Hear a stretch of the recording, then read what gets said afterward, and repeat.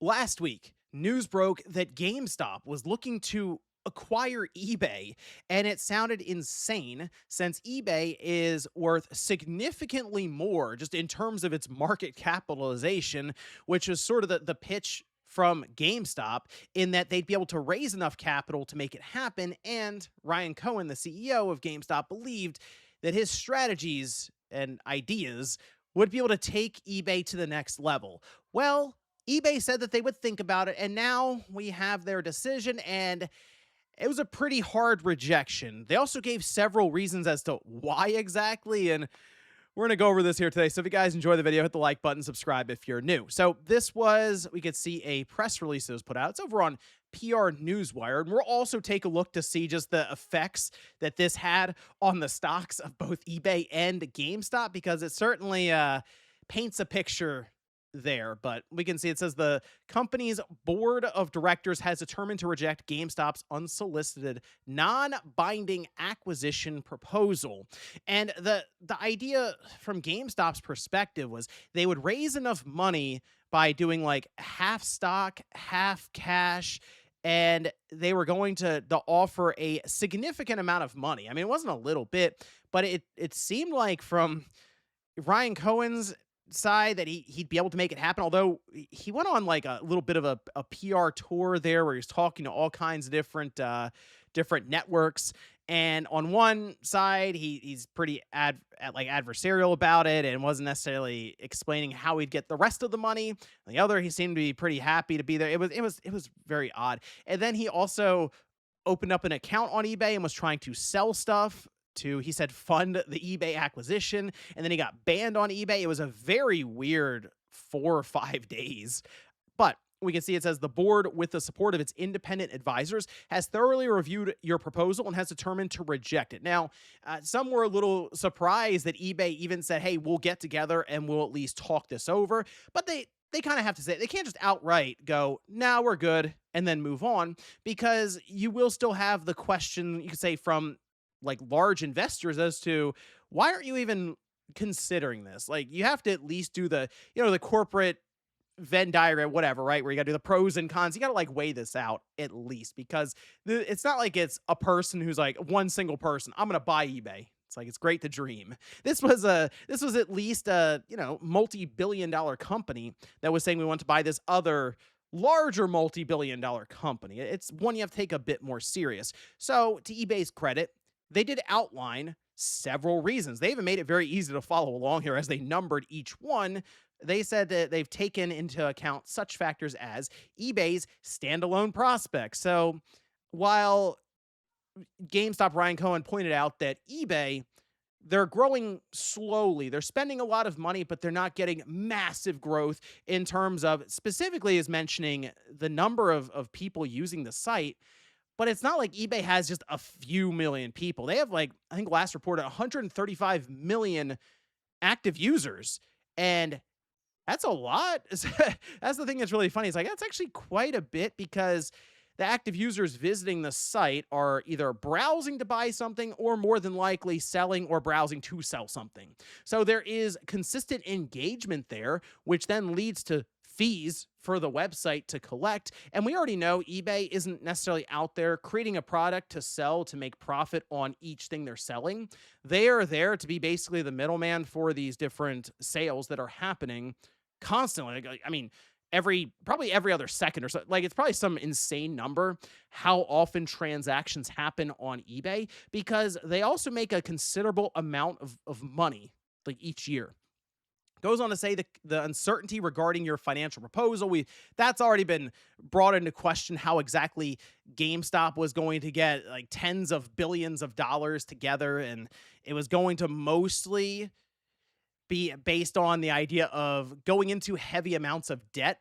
They even say the impact of your proposal on eBay's long-term growth and profitability, the leverage, operational risks, and leadership structure of a combined entity, the resulting implications of these factors on valuation, and GameStop's governance and executive incentives. So there was the other part about this where it was pointed out that Ryan Cohen needs to have GameStop at some crazy valuation for him to then get some $30 billion reward, essentially, like a compensation package.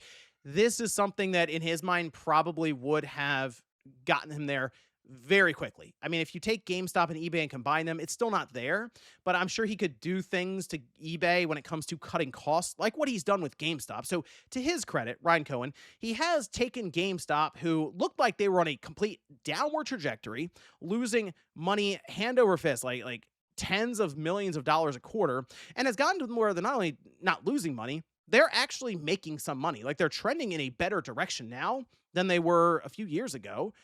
But the idea with eBay that he put forth was, I'm going to cut costs when I come in there, and that's going to make it so that you profit more.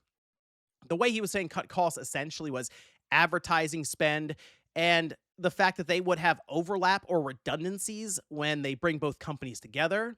And I don't necessarily think I have to spell it out for all of you, but he's talking about layoffs.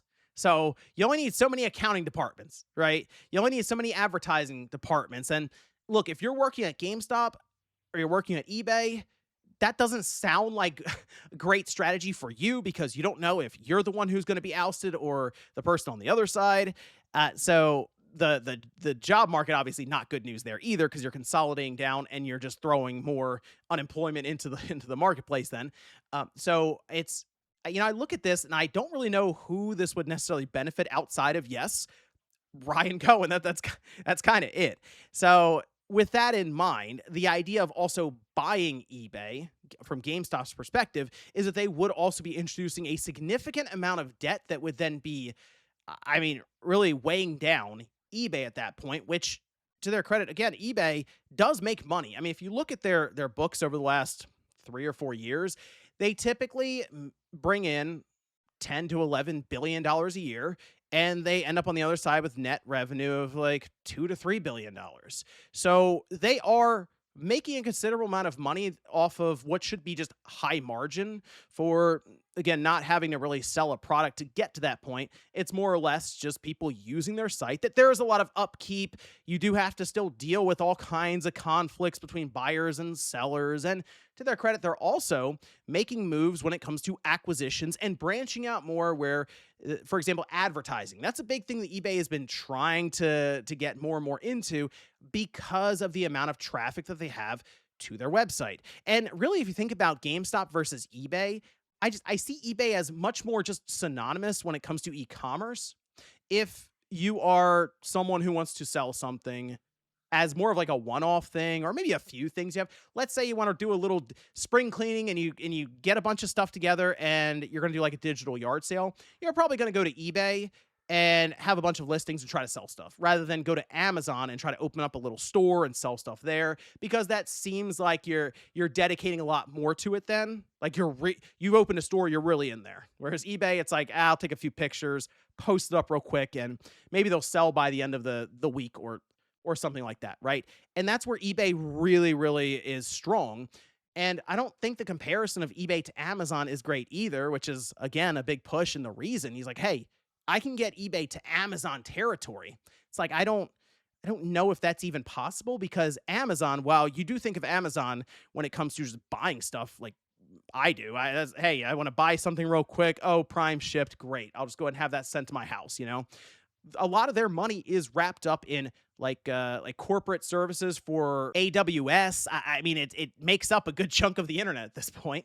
So it's not something that eBay is all of a sudden going to find their way into and become an Amazon level entity. I think eBay knows what they want to be, and I think they're doing it very, very well. So it's like, why would you mess up a good thing at this point? The risks definitely outweigh the potential gains here for eBay to be outright bought by GameStop. And when people were saying, I figured it'd be the other way around, yeah, because at least eBay, I think right now has a future that most people can kind of envision. I think GameStop is the one where people are still unsure as to where they fit in maybe 10 years from now. And you can kind of see that in the reaction from the market, with eBay up more than 2%, which, by the way, $110 is kind of high for eBay. If you look back even a month ago, this is kind of an all-time high for the month. Year to date, they're up significantly, even over a year ago. So this is kind of the market reacting favorably to the rejection for eBay side.